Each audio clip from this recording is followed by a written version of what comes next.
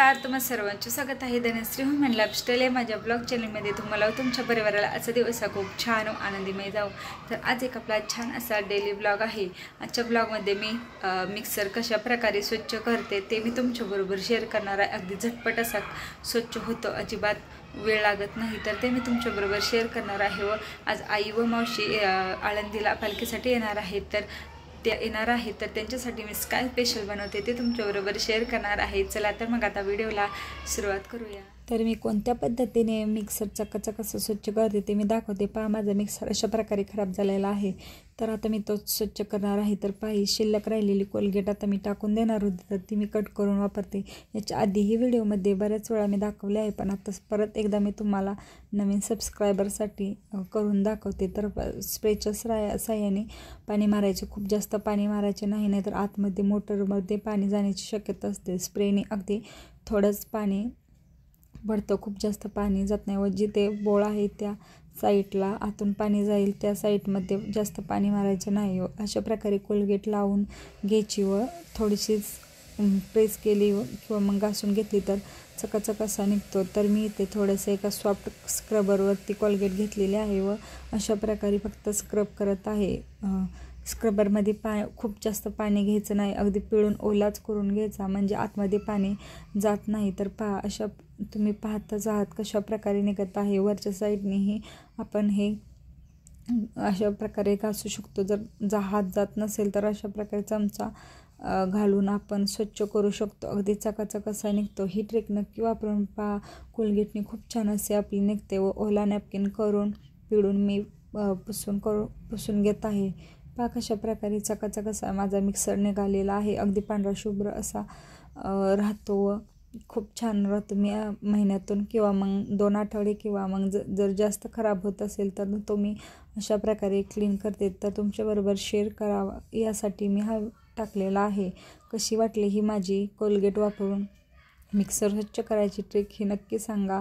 त्यानंतर अशा प्रकारे आतल्या साईडला ज्या होल आहेत तिथे टूथपिकच्या साहाय्याने मी घाण काढत आहे।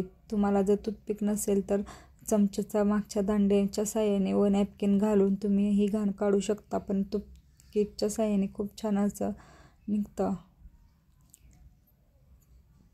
तर पहा, यामध्ये थोडी का होईना घाण असते, जर नाही काढली तर ती तशी साचून राहते व त्यानंतर ते बोळ बंद होतात व आतमध्ये घाण वास येतो, आपला मिक्सरही खराब होतो। तर पहा, अशा प्रकारे आता चकाचक कसा झालेला आहे, निघाला की नाही व तुम्हाला ही ट्रिक कशी वाटली ते मला नक्की कमेंट करून सांगा।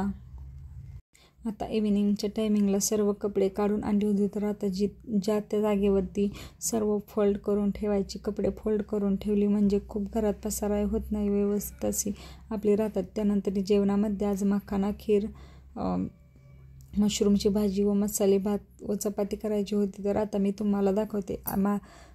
बाळे झोपलेले आहेत, तर पटपट असे मला काम करावे लागते, तर मी एकच काम न करत बसत एकाबरोबर 2 कामे करते, म्हणजे पटकन स्वयंपाकही उरकतो। बाळे झोपलेले आहेत तर माझं कामही आवरतं, नाही तर ते उठल्यानंतर अजिबात काम करून देत नाही। तर पहा, तिकडे मखाना मी थोडासा गरम करून घेत आहे कमी गॅसवरती, तोपर्यंत इकडे मी भाजीची तयारी करत आहे। कांदा, टोमॅटो जे भाजीसाठी लागणार आहे ते सर्व मी ते काढून घेत आहे।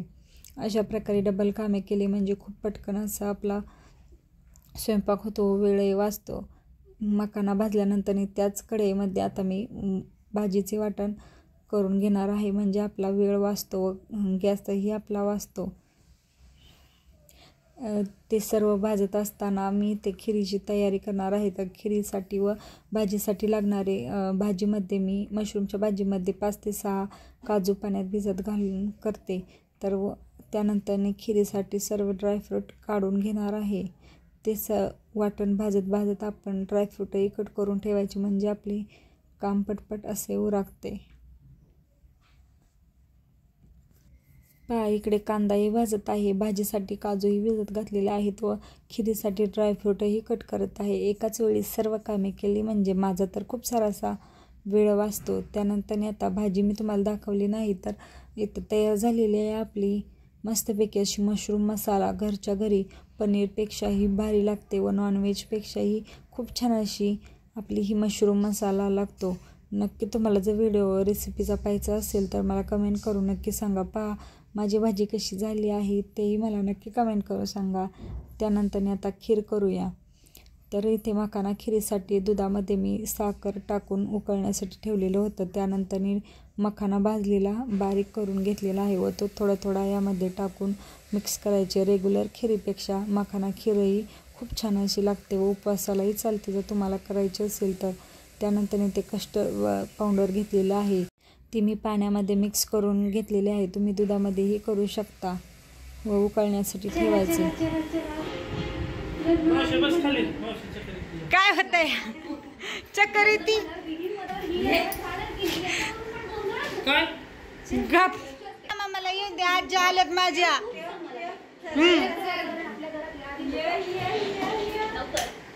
आजी आल्यात म्हणा आमच्या. चला कसल्या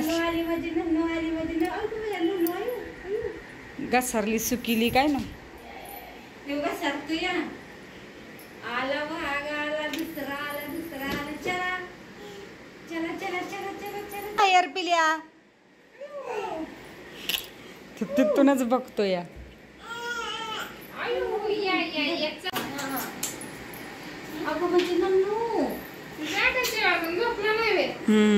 खीर सर्व उकळल्यानंतर ड्रायफ्रूट मी तुपामध्ये छानपैकी असे भाजून घेतलेले आहे व त्याची फोडणी मी या खीरीमध्ये टाकलेली आहे. खूप सुंदर अशी खीर लागते. नक्की एकदा ट्राय करून करा. उपवासासाठीही आपली ही खीर चालते तर नक्की उपवासासाठीही तुम्ही करून पहा.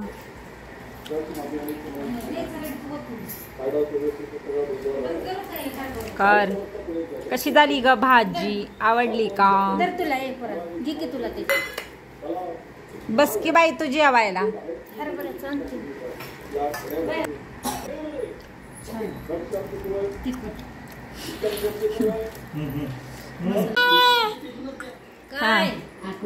आजीला बोलव.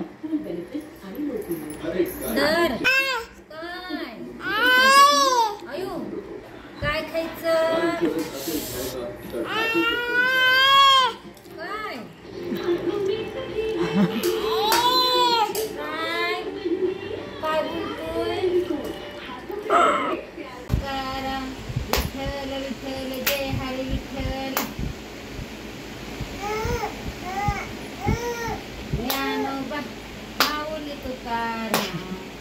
ज्ञानोबा माऊली तुकाराम. टाळ्या वाजवा. हां हां.